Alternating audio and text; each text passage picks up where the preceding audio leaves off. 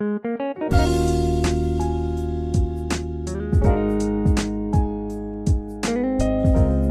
दोस्तों, कैसे हैं आप सब। मेरा नाम है शिवांश और हर बार की तरह स्मार्ट बट क्लियर में आपका स्वागत है। सो फ्रेंड्स, कंप्यूटर नेटवर्क की इस सीरीज में हम फ्लो कंट्रोल मेथड के बारे में पढ़ रहे हैं। सो आज की इस वीडियो में हम पढ़ेंगे स्टॉप एंड वेट ARQ के बारे में। सो गाइस, बातें तो बहुत सारी होगी और जल्दी से हम कॉन्सेप्ट सीखना स्टार्ट करते हैं एक छोटे से इंट्रो के बाद। So let's get started.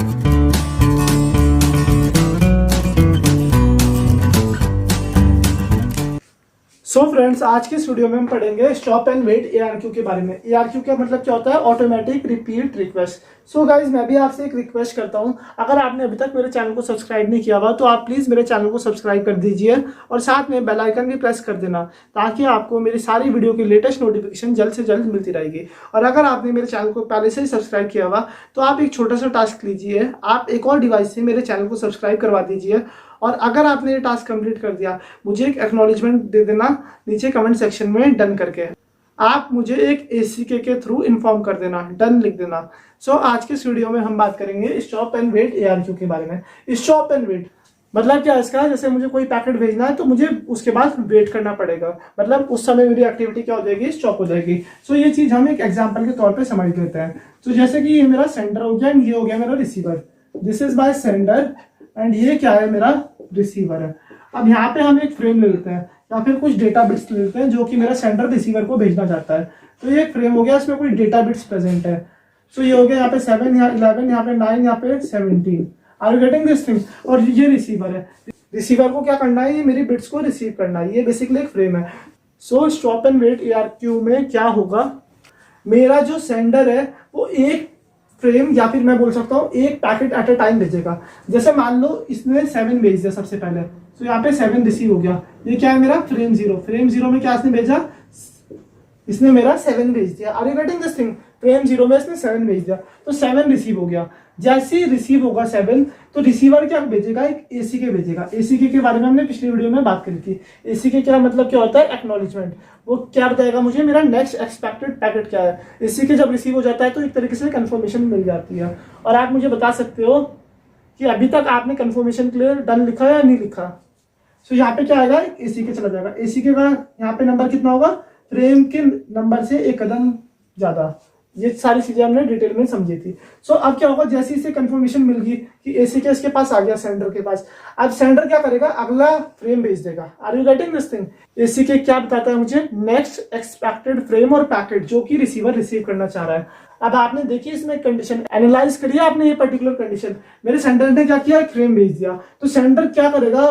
Wait करेगा। वेट कब तक करेगा? जब तक मेरा रिसीवर ACK नहीं भेज देगा। सो क्या हो रहा है? Stop and wait. Are you getting this thing? उसके बाद क्या होगा? मेरा अगला वाला फ्रेम जाएगा। फ्रेम 1 चला गया।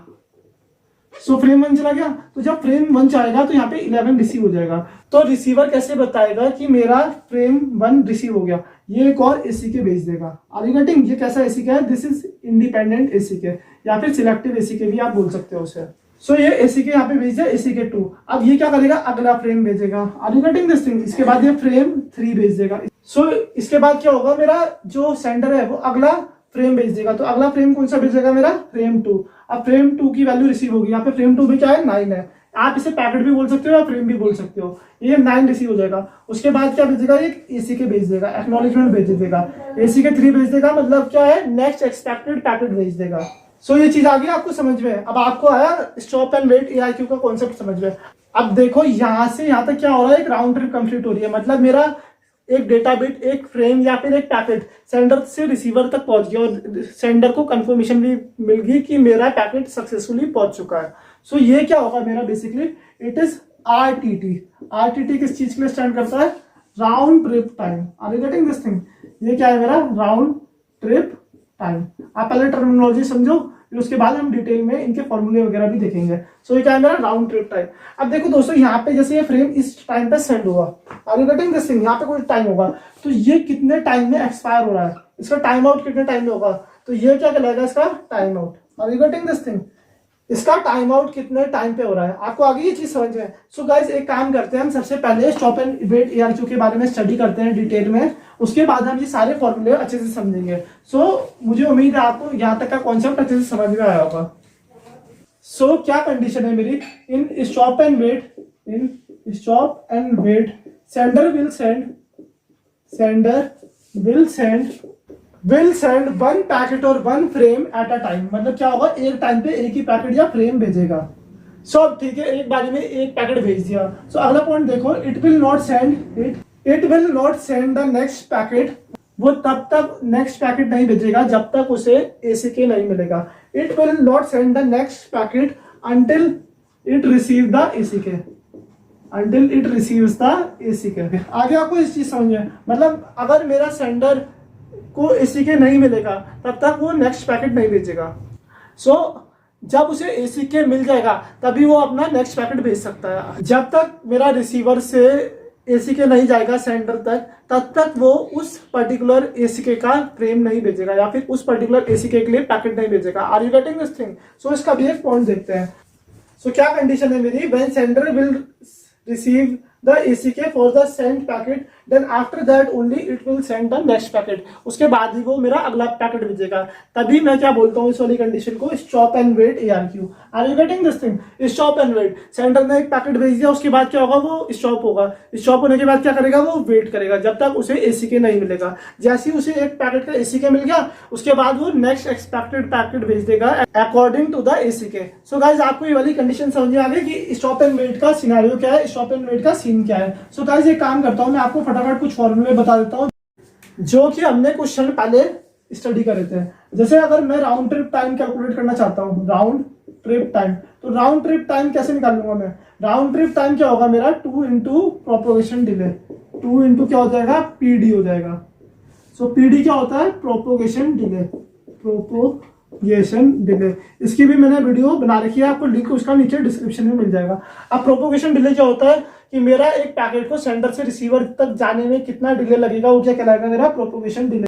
तो मेरा पैकेट राउंड ट्रिप में क्या हो रहा है, सेंडर से रिसीवर तक जा रहा है, फिर रिसीवर एक ACK भेजेगा जो सेंडर तक पहुंचेगी। तो राउंड ट्रिप टाइम किसके इक्वल आ जाएगा, RTT 2 into propagation delay. So round trip time को मैं RTT भी डिनोट करता हूँ। So it is equal to 2 into PD। So अब मेरा अगला फॉर्मूला आता है टाइम आउट। अगर मेरा एक पैकेट है तो वो कितने देर में टाइम आउट हो रहा है वो कैसे निकालूंगा। So time out is equal to 2 into RTT। Are you getting this thing? 2 into RTT क्या हो जाएगा, उसका टाइम आउट हो जाएगा। टाइम आउट को मैं T.O से भी रिप्रेजेंट कर सकता हूँ, 2 multiply by RTT। So time out की कंडीशन आ गई। और एक और कंडीशन आती है मेरी, time to live, TTL। Time to live को किससे डिनोट करूंगा मैं, TTL से। तो टाइम टू लिव क्या होता है मेरा, टाइम टू लिव होता है मेरा 2 multiply by time out. Are you getting this thing? So time to live किसके इक्वल हो जाएगा, 2 multiply by time out. So round trip time कितना होता है कि मेरा टाइम कितना लग रहा है एक पैकेट को सेंडर से रिसीवर तक पहुंचने में, और रिसीवर से ACK पहुंचने में सेंडर तक कितना टाइम लग रहा है, वो क्या कहलाएगा, उसका राउंड ट्रिप टाइम कहलाएगा। सो मेरा टाइम आउट की कंडीशन क्या आता है, टाइम आउट होता है मेरा 2 इंटू राउंड ट्रिप टाइम के इक्वल, और टाइम टू लिव होता है 2 इंटू टाइम आउट के इक्वल। दोस्तों मैं आपको एक मोस्ट इंपॉर्टेंट कंडीशन बता देता हूँ, maximum a packet can live in a network, कितने टाइम तक वो मैक्सिमम रह सकता है, that is 180 millisecond. Are you getting this thing? एक पैकेट एक नेटवर्क में मैक्सिमम 180 मिली सेकेंड तक ही रहता है। और ये जो ये मेरा प्रोपेगेशन डिले या फिर राउंड ट्रिप टाइम है, ये किस चीज में कैलकुलेट करूंगा मैं अपना राउंड ट्रिप टाइम में कैलकुलेट करता हूँ जनरली मिली सेकेंड में। सो गाइज मुझे उम्मीद है आपको ये पर्टिकुलर वीडियो पसंद आई होगी। अगर आपको ये वीडियो पसंद आई है तो प्लीज वीडियो को लाइक करो, चैनल को सब्सक्राइब करो and press that bell icon.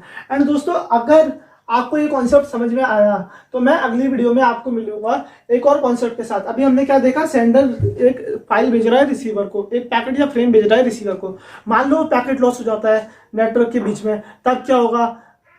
और दूसरा केस क्या देखेंगे हम, जैसे कि मेरा रिसीवर एक ACK भेज रहा है, इसे सेंडर को भेज रहा है, अगर वो ACK लॉस हो जाता है तब क्या होगा। ये सारी चीजें हम अगले वीडियो में डिटेल में देखेंगे। हम कुछ और फॉर्मूले भी देखेंगे स्टॉप एंड वेट ARQ से रिलेटेड, और हम गेट के प्रीवियस ईयर क्वेश्चन भी सॉल्व करेंगे। So guys stay tuned for the next video.